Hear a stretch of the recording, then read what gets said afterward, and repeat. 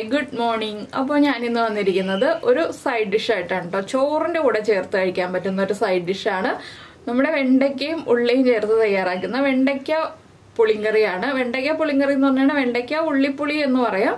നമ്മൾ സാധാരണ ചേർക്കുന്ന തേങ്ങാപ്പാലോ തേങ്ങയോ ഒന്നും വേണ്ട, കുറച്ച് ഇൻഗ്രീഡിയൻസ് മതി. വളരെ ടേസ്റ്റി ആയിട്ടുള്ള ഒരു കറിയാണ്.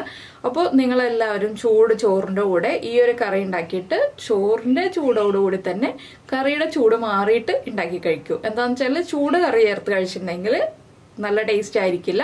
കറിയുടെ ചൂട് എപ്പോഴും മാറിയിട്ട് കഴിക്കുന്നതാണ് ടേസ്റ്റ്. അതുകൊണ്ടാണ് ചൂട് മാറിയിട്ട് കഴിക്കൂ എന്ന് പറഞ്ഞത്.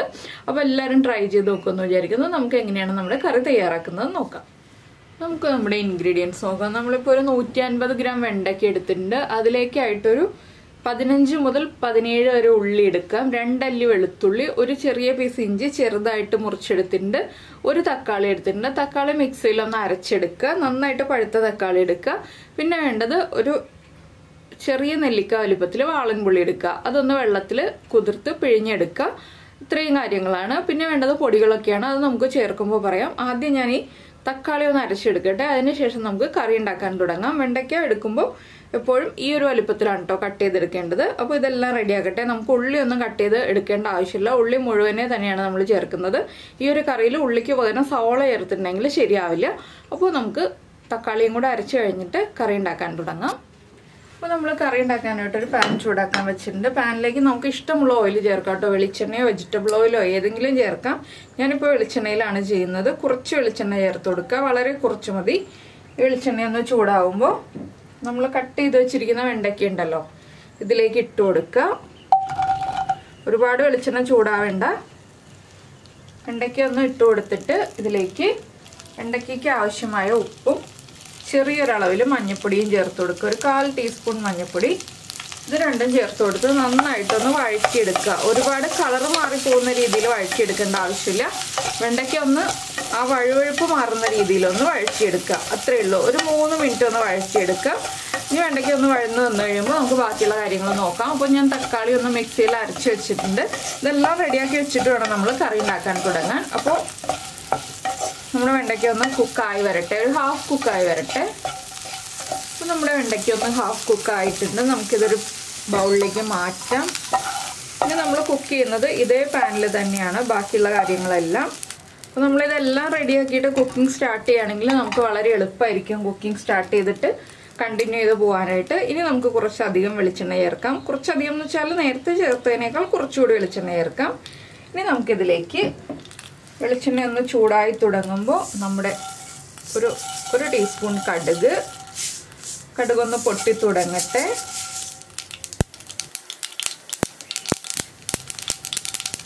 കടുക് പൊട്ടി തുടങ്ങുമ്പോൾ നമുക്കിതിലേക്ക് ഒരു 1/4 ടീസ്പൂൺ പെരിഞ്ജീരകം ചേർക്കാം, വലിയ ജീരകം. അതുപോലെ തന്നെ ഒരു 1/4 ടീസ്പൂൺ ഉലുവയും ചേർക്കാം. ഇതെല്ലാം പൊട്ടിക്കഴിയുമ്പോൾ നമ്മൾ റെഡിയാക്കി വെച്ചിരിക്കുന്ന ഇഞ്ചി ചെറുതായിട്ട് ചോപ്പ് ചെയ്തത്, അതുപോലെ തന്നെ വെളുത്തുള്ളി ചോപ്പ് ചെയ്തിട്ടില്ല കേട്ടോ, വെളുത്തുള്ളി അങ്ങനെ തന്നെ ഇട്ടിരിക്കുകയാണ്. ഇത് രണ്ടും ചേർത്ത് കൊടുക്കാം. വെളുത്തുള്ളി ചെറുതായിട്ട് ചോപ്പ് ചെയ്തിട്ട് ചേർക്കണമെങ്കിൽ ചോപ്പ് ചെയ്തിട്ട് ചേർക്കാം. ഞാനപ്പോൾ വെളുത്തുള്ളി മുഴുവനെ ചേർത്തത് എന്താണെന്ന് വെച്ചാൽ ആ വെളുത്തുള്ളി മുഴുവനെ ചേർക്കുമ്പോഴാണ് നമ്മുടെ കറിക്ക് കൂടുതൽ ടേസ്റ്റ് ഉണ്ടാവുക. ചെറുതായിട്ട് ചോപ്പ് ചെയ്തിട്ട് ചേർക്കുന്നതിനേക്കാൾ ടേസ്റ്റ് കൂടുതൽ വെളുത്തുള്ളി മുഴുവനെ ചേർക്കുമ്പോഴാണ്. അതുകൊണ്ടാണ് ഇതുപോലെ ചേർത്തത്. നിങ്ങൾക്ക് ചോപ്പ് ചെയ്തിട്ട് ചേർക്കാം. ഇനി നമ്മൾ ചേർക്കുന്നത് നമ്മൾ എടുത്ത് വെച്ചിരിക്കുന്ന ഉള്ളി.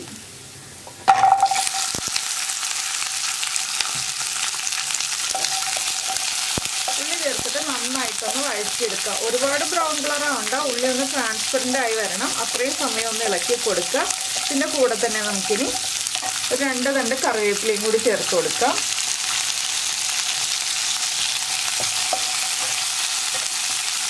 ഉള്ളിയും കറിവേപ്പിലയും ഒക്കെ ചേർത്ത് നന്നായിട്ടൊന്ന് വഴറ്റിയെടുക്കുക. ഈ ഉള്ളി മുഴുവനെ ചേർത്തിട്ട് വഴറ്റിയെടുക്കുമ്പോഴാണ് കേട്ടോ കറിക്ക് ടേസ്റ്റ് ഉണ്ടാവുക. ഉള്ളി മുറിച്ചിട്ട് ചേർക്കുന്നതിനേക്കാൾ ടേസ്റ്റ് നമ്മുടെ കറിയിൽ കിടന്ന് ഉള്ളിയൊക്കെ തിളച്ച് കുക്കായി വരുമ്പോഴാണ് ഉള്ളിയുടെ നല്ലൊരു ടേസ്റ്റ് ഇറങ്ങി വരിക. അതുകൊണ്ടാണ് നമ്മൾ ഉള്ളി കട്ട് ചെയ്യണ്ടെന്ന് പറയുന്നത്. അപ്പോൾ എന്തായാലും ഇതുപോലെ കറി ഉണ്ടാക്കി നോക്കിയിട്ടില്ലെങ്കിൽ ഉറപ്പായിട്ടൊന്ന് ട്രൈ ചെയ്ത് നോക്കിക്കോളൂ. ചോറിൻ്റെ കൂടെ നല്ലൊരു സൈഡ് ഡിഷാണ് ഈ ഒരു കറി. ചോറിൻ്റെ കൂടെ മാത്രമല്ല ചപ്പാത്തിയുടെ കൂടെയും കഴിക്കാം, പക്ഷേ ചോറിൻ്റെ കൂടെയാണ് കൂടുതൽ ടേസ്റ്റ്. ഇനി ഉള്ളിയൊക്കെ ഒന്ന് ട്രാൻസ്പെറൻ്റ് ആയി വരട്ടെ. ഒരുപാട് സമയമൊന്നും എടുക്കില്ല. വലിയ ഉള്ളിയാണെങ്കിലാണ് കൂടുതൽ സമയം എടുക്കുക. അപ്പോൾ നമ്മൾ എടുക്കുന്നത് വലിയ ഉള്ളിയാണെങ്കിൽ രണ്ടായിട്ട് ഒന്ന് കട്ട് ചെയ്തിട്ട് എടുത്തോളൂ. ചെറിയ ഉള്ളി എടുക്കുകയാണെങ്കിൽ എപ്പോഴും നല്ലത് അത് തന്നെയാണ്. അപ്പോൾ ചെറിയ ഉള്ളിയാണെങ്കിൽ കട്ട് ചെയ്യൊന്നും വേണ്ട. നമ്മൾ ഇതുപോലെ ഒരു 2-3 മിനിറ്റ് ഒന്ന് വഴറ്റിയെടുത്തിട്ടുണ്ടെങ്കിൽ ഉള്ളി കുക്കായി കിട്ടും. അപ്പോൾ ഞാനൊരു 3 മിനിറ്റ് ഒന്ന് വഴറ്റിയെടുക്കട്ടെ. ഇതിൽ വഴറ്റിലാണ് കൂടുതൽ സമയവും ഈ കറികളിലുള്ളത്. ഉള്ളി ഒന്ന് വഴന്ന് വരട്ടെ. അപ്പോൾ നമ്മുടെ ഉള്ളിയുടെ കളറൊക്കെ മാറി വന്നിട്ടുണ്ട്. നമുക്കിനി ഇതിലേക്ക് നമ്മൾ മിക്സിയിൽ അടിച്ച് വെച്ചിരിക്കുന്ന തക്കാളി അരച്ചത് ചേർത്ത് കൊടുക്കാം. തക്കാളി അരച്ചതും കൂടി ചേർത്തിട്ട് നന്നായിട്ടൊന്ന് ഇളക്കുക. ഇത്രയും നമ്മൾ മീഡിയം ഫ്ലെയിമിൽ വെച്ചിട്ടാണ് ചെയ്യുന്നത്. ഇനി ഫ്ലെയിം കുറച്ച് വയ്ക്കുക, ലോ ഫ്ലെയിമിലേക്ക് ആക്കുക. ഇനി നമുക്കിതിലേക്ക് നമ്മുടെ മസാലപ്പൊടികൾ ചേർത്ത് കൊടുക്കാം. മസാലപ്പൊടികൾ എന്ന് പറയുമ്പോൾ ഒരുപാട് മസാലകളൊന്നുമില്ല, കുറച്ചേ ഉള്ളൂ. നമ്മൾ തക്കാളി ചേർത്തിട്ട് പൊടികൾ ചേർക്കുമ്പോൾ പൊടികൾ കരിഞ്ഞു പോവില്ല. ഇനി നമുക്കൊരു 1/2 ടീസ്പൂൺ മഞ്ഞൾപ്പൊടി, അതുപോലെ തന്നെ നമ്മുടെ എരിവിനനുസരിച്ച് മുളക് പൊടി ചേർക്കാം. ഞാനിപ്പോൾ കാശ്മീരി ചില്ലി പൗഡറാണ് ചേർക്കുന്നത്. ഒരു 1.5 ടീസ്പൂൺ മുളക് പൊടി ചേർക്കുന്നുണ്ട്. കാശ്മീരി ചില്ലി പൗഡർ അല്ലെങ്കിൽ 3/4 ടീസ്പൂൺ മതി. പിന്നെ നമ്മൾ ചേർക്കുന്നത് മല്ലിപ്പൊടിയാണ്. അതും 1.25 ടീസ്പൂണാണ് ചേർക്കുന്നത്. ഒരുപാട് മല്ലിപ്പൊടി വേണ്ട.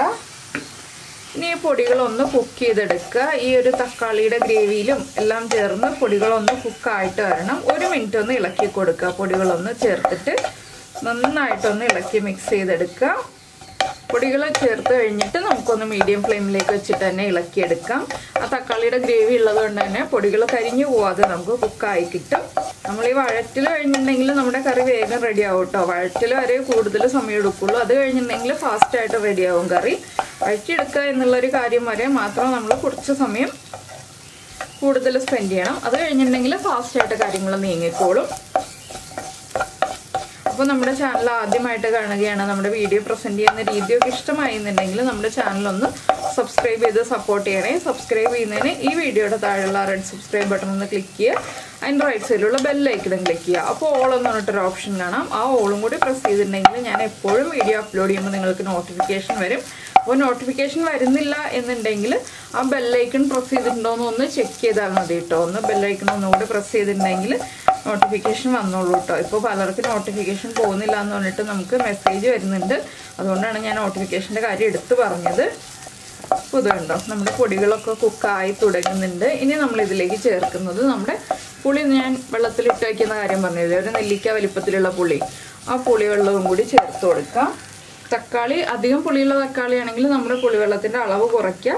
തക്കാളി അധികം പുളി ഇല്ലാത്തതാണെങ്കിൽ പുളിവെള്ളത്തിൻ്റെ അളവ് കൂട്ടാം. പുളിവെള്ളവും കൂടി ചേർത്തിട്ട് നന്നായിട്ടൊന്ന് ഇളക്കി മിക്സ് ചെയ്ത് ഇതിലേക്ക് കുറച്ചും കൂടി വെള്ളം ചേർത്ത് കൊടുക്കണം. എന്താണെന്ന് വെച്ചാൽ നമ്മുടെ വെണ്ടയ്ക്ക ഒന്ന് കിടന്ന് തിളച്ച് കുക്കായി വരാനുള്ളതാണ്. അതിനുള്ള വെള്ളം നമുക്ക് വേണം.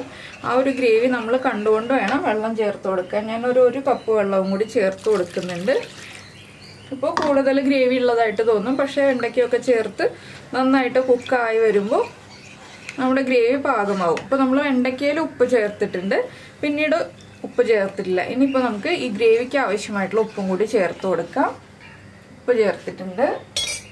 ഇനി ഇതൊന്ന് നന്നായിട്ട് തിളച്ച് വരട്ടെ, അതുവരെ നമുക്ക് വെയിറ്റ് ചെയ്യാം. അപ്പോൾ നമ്മുടെ കറി നന്നായിട്ട് തിളച്ചുകൊണ്ടിരിക്കുന്നുണ്ട്. നമുക്കിനി ഇതിലേക്ക് വെണ്ടയ്ക്കയും കൂടി ചേർത്ത് കൊടുക്കാം. വെണ്ടയ്ക്കയും കൂടി ചേർത്തിട്ട് നന്നായിട്ടൊന്ന് ഇളക്കിയിട്ട് ഒരു 3-4 മിനിറ്റ് തിളപ്പിച്ചെടുക്കുക കേട്ടോ. നമുക്ക് എത്രത്തോളം ഗ്രേവി വേണം എന്നുള്ളതനുസരിച്ച് തിളപ്പിച്ചെടുക്കുക. ഹൈ ഫ്ലെയിമിൽ വെച്ച് തന്നെ തിളപ്പിച്ചെടുക്കുക. നമുക്ക് നന്നായിട്ട് കുറുകിയ ഗ്രേവിയാണ് വേണ്ടതെന്നുണ്ടെങ്കിൽ ഒരു 5 മിനിറ്റ് തിളപ്പിച്ചെടുക്കുക ഹൈ ഫ്ലെയിമിൽ. അധികം കുറുകിയ ഗ്രേവി അല്ല വേണ്ടതെന്നുണ്ടെങ്കിൽ 3 മിനിറ്റ് തിളപ്പിച്ചെടുക്കുക. അത് നമുക്ക് എത്രത്തോളം ഗ്രേവി വേണം എന്നുള്ളതനുസരിച്ച് വേണം തിളപ്പിച്ചെടുക്കാനായിട്ട്. അപ്പോൾ ഞാനൊരു 5 മിനിറ്റ് തിളപ്പിച്ചെടുക്കാൻ പോവാണ്. എനിക്ക് കുറച്ച് കുറുകിയ ഗ്രേവിയാണ് വേണ്ടത്. അത് നമുക്ക് എത്ര ഗ്രേവി വേണം എന്നുള്ളതനുസരിച്ച് നമ്മുടെ ചോയ്സ് അനുസരിച്ച് തിളപ്പിച്ചെടുക്കുക. അപ്പോൾ ഇനി ഇതൊന്ന് തിളച്ച് വരട്ടെ, അതുവരെ നമുക്ക് വെയിറ്റ് ചെയ്യാം. ഇപ്പോൾ നമ്മുടെ ഗ്രേവി വറ്റി കുറുകി വന്നിട്ടുണ്ട്. ഞാനൊരു 5 മിനിറ്റ് തിളപ്പിച്ചെടുത്തു. അപ്പോൾ ഇത് കണ്ടോ, ഈ ഒരു പാകത്തിലായി വന്നിട്ടുണ്ട്. അപ്പോൾ നിങ്ങൾക്ക് ഈ പാകത്തിൽ വേണമെന്നുണ്ടെങ്കിൽ ഈ രീതിയിൽ എടുക്കാം 5 മിനിറ്റ്. ഇല്ലെന്നുണ്ടെങ്കിൽ ഞാൻ നേരത്തെ പറഞ്ഞ പോലെ ഇതിലും കുറച്ച് ലൂസാക്കി എടുക്കാം. അതൊക്കെ നമ്മുടെ ചോയ്സ് അനുസരിച്ച്. അപ്പോൾ നിങ്ങൾക്ക് ഈ ഒരു റെസിപ്പി ഇഷ്ടമായിട്ടുണ്ടെങ്കിൽ ഉറപ്പായിട്ടൊന്ന് ലൈക്ക് ചെയ്യണേ. അതുപോലെ തന്നെ നിങ്ങൾക്ക് ഇഷ്ടപ്പെടുന്ന റെസിപ്പികൾ, കുക്കിംഗ് താല്പര്യമുള്ള നിങ്ങളുടെ ഫ്രണ്ട്സിനും ഫാമിലി മെമ്പേഴ്സിനും ഒക്കെ ഒന്ന് ഷെയർ ചെയ്ത് കൊടുക്കണേ. പിന്നെ നമ്മുടെ ചാനൽ കണ്ട് ഇഷ്ടമായിട്ടുണ്ടെങ്കിൽ ഒന്ന് കമൻറ്റ് ചെയ്തേക്കണം, ഇഷ്ടപ്പെട്ടോ ഇഷ്ടമായില്ലേ എങ്ങനെയാണെന്നുള്ളതൊക്കെ. അപ്പോൾ എന്തായാലും ഈ റെസിപ്പി എല്ലാവരും ട്രൈ ചെയ്ത് നോക്കുമെന്ന് വിചാരിക്കുന്നു. നമുക്ക് നമ്മുടെ അടുത്ത റെസിപ്പിയുമായിട്ട് വീണ്ടും കാണാം.